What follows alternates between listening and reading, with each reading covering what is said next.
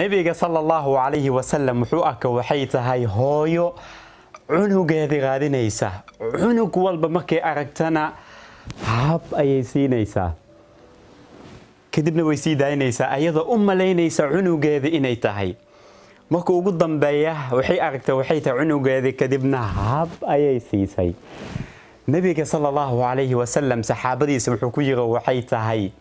miyay idin la tahay in hooyadan cunugeeda ay ku tuurayso dab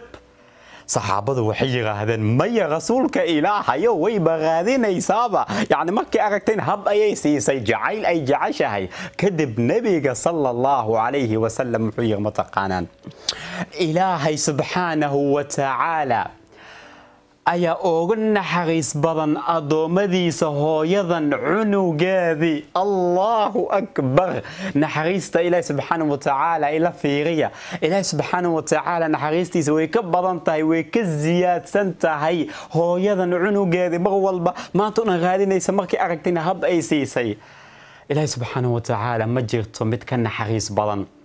anagoo caasinayna asagoo noo jeedana abuuray wax walbana na siiyay awood walbana gacmihiisa ay ku jirto wuxuu leeyahay mataqaanaan ii soo laabta aan dambigiina dhaafe rabbigiina ayaa ahay cid kale ma haysataan ilaahay subhanahu wa ta'ala wuu naxariis badan yahay maxaa ka naxariis badan ilaahay subhanahu wa ta'ala wuu jecel yahay anigii adigaba mar walba ayuu noo waca ilaahay subhanahu wa ta'ala anigii idinkaba dambigeena ha dhaafo aamiin